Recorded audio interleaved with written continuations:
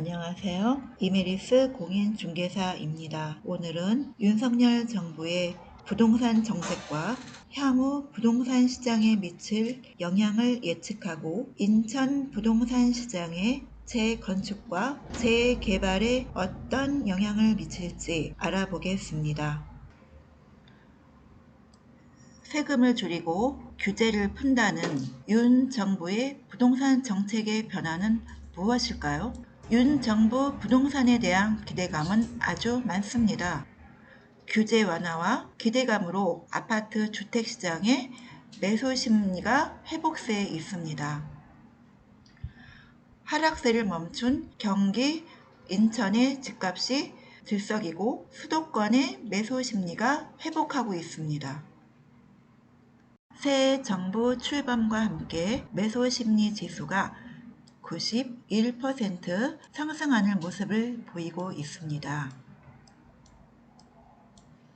대선 후 세금, 대출 규제, 재건축 규제 완화 등으로 기대감을 모으고 있으며 부동산 시장의 분위기는 2021년 큰 상승을 보였으나 작년 말 위축되는 모습을 보였습니다. 그러나 새 정부 들어서 기대감이 반영되는 모습을 보이고 있습니다. 매수 심리 지수 91.1%로 0.6% 오른 상승폭을 보이며 거래 심리 회복세를 보이고 있습니다.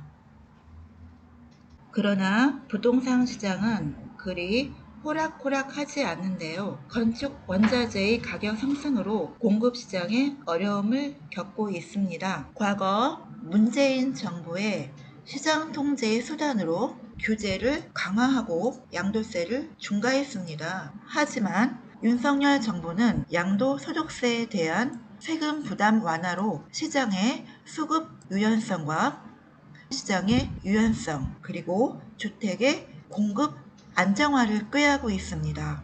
이유는 새로 짓는 주택은 시간이 많이 걸리므로 기존 주택을 매물로 해서 시장에 공급하기 위함입니다. 다주택자 관련 소득세법 시행령 개정안입니다. 다주택자 양도소득세 중과 한시적으로 배제하는데요.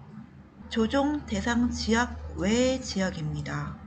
세율은 기준 세율 6에서 45%를 중과하는데 2주택자는 20%포인트를 중과했고요. 3주택자는 30%포인트를 중과했었습니다. 그리고 장기 보유 특별 공제는 배제했었습니다. 하지만 5월 10일부터 개정이 됐는데요. 지금은 기본 세율 6에서 45%를 적용하고요. 장기 보유 특별 공제는 보유 기간 3년 이상 보유 시 적용됩니다. 그리고 1세대 1주택의 양도세, 비과세 보유 기간과 거주 기간의 재기산 제도가 폐지되는데요. 이를테면 과거에는 다른 주택이 처분 후 1주택이 된 날부터 새로 계산이 됐었습니다. 하지만 지금 개정된 후에는 주택 수와 관계없이 실제 보유하고 거주하는 기간이 계산됩니다.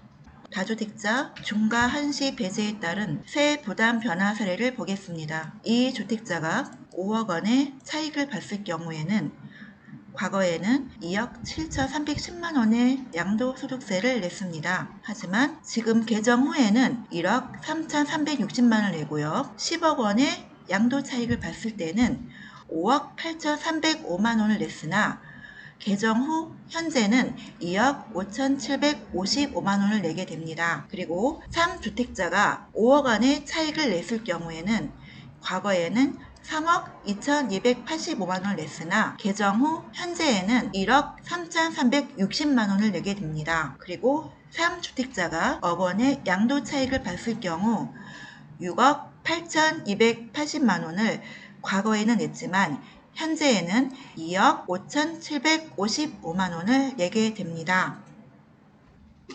윤석열 정부는 세금 부담을 대폭 완화하며 기본 세율을 적용합니다. 그리고 다주택자 중과 세율을 내년 2023년 5월 9일까지 한시적으로 면제합니다.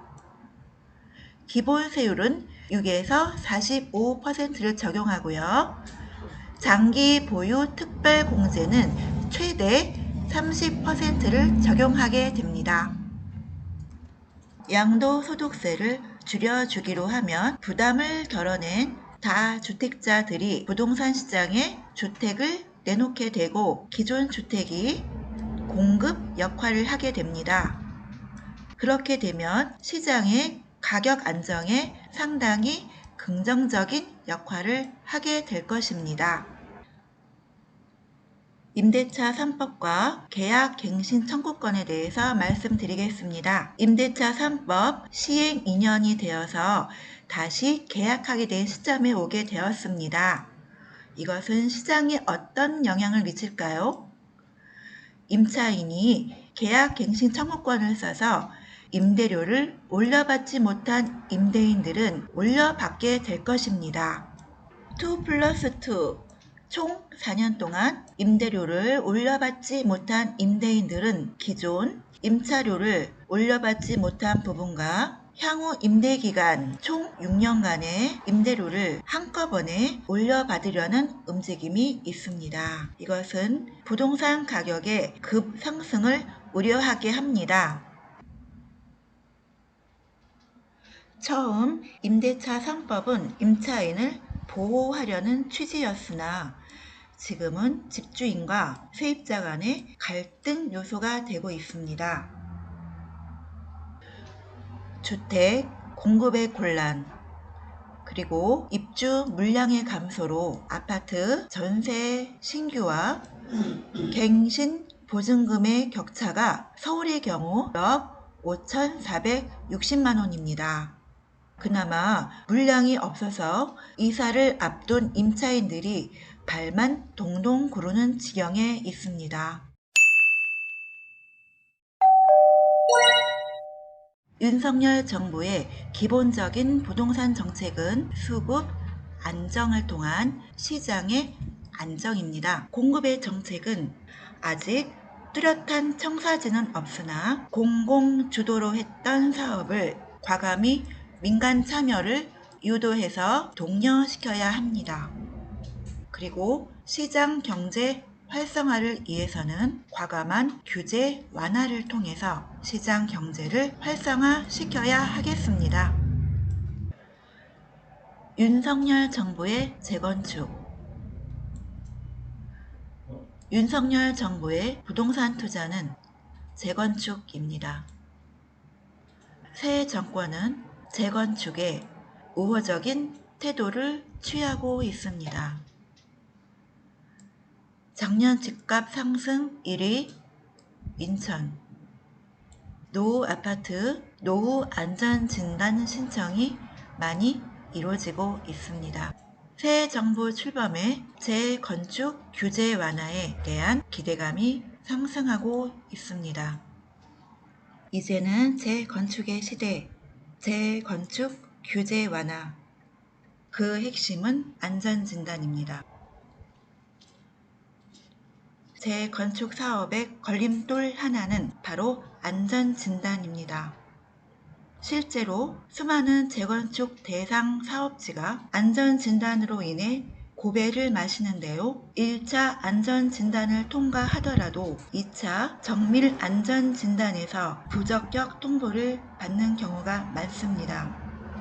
왜냐하면 안전진단 평가 항목 가운데 안전성 가중치를 50%로 강화했는데 준공 30년을 넘는 재건축 요건을 채우고도 주차 문제나 녹물이 나오는 등 주거 환경이 열악해도 콘크리트와 같은 건물의 구조 안전성에 이상이 없다고 판단되면 재건축이 불가합니다. 윤석열 대통령은 준공 30년 이상 되는 공동주택에는 정밀 안전진단을 면제하거나 구조 안전성 기준을 30%까지 낮출 계획입니다.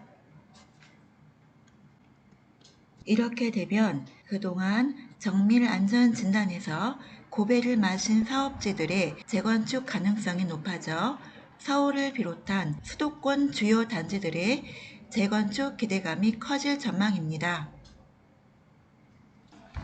재건축 초과 이익 환수제.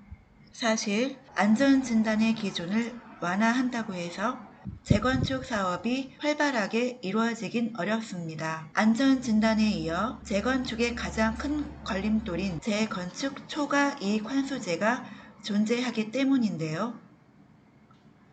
2018년 1월 1일부터 다시 부활한 재건축 초과 이익 환수제가 존재하기 때문입니다. 2018년 1월 1일부로 다시 부활한 재건축 초과 이익 환수제는 재건축을 통해 조합원이 평균 3천만 원 이상 개발 이익을 얻으면 정부가 이 금액의 10에서 15%를 부담금으로 거두는 제도입니다. 윤석열 정부는 안전진단 기준 완화와 재건축 초과 이익 환수제 완화를 계획하고 있습니다. 그래서 재건축 사업을 활성화하는 계획을 수립하고 있습니다. 부담금 부과 기준을 상향하고 있습니다. 부과율은 인하하고 비용 인정 항목은 확대하며 1주택자, 장기 보유자도 감면할 계획입니다.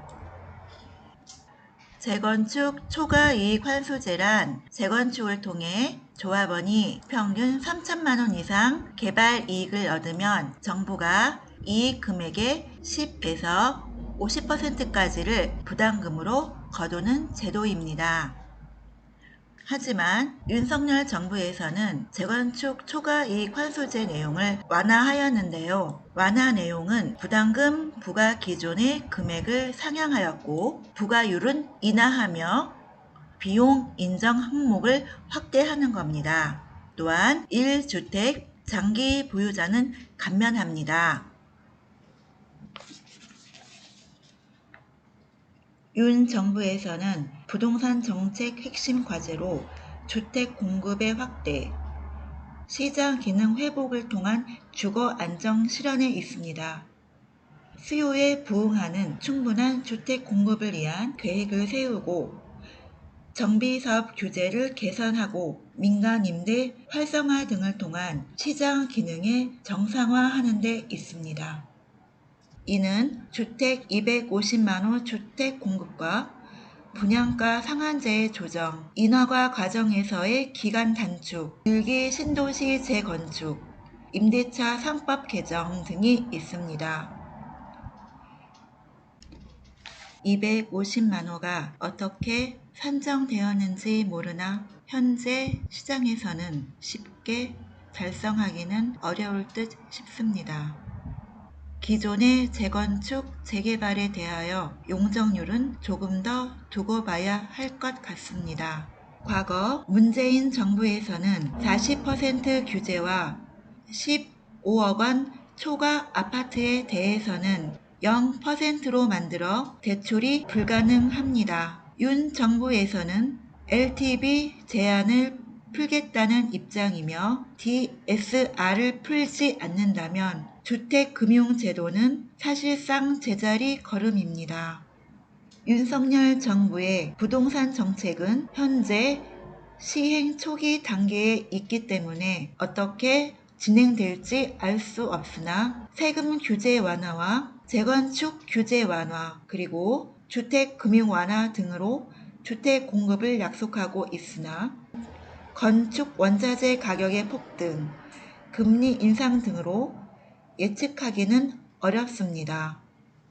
하지만 나비가 날고 꽃이 피어야 봄이 온 것을 알 수 있는 건 아닙니다. 지금 우리는 과거 정부의 추운 겨울이었던 부동산 시장을 보내고 부동산 시장의 새로운 봄을 맞이하게 된 것입니다.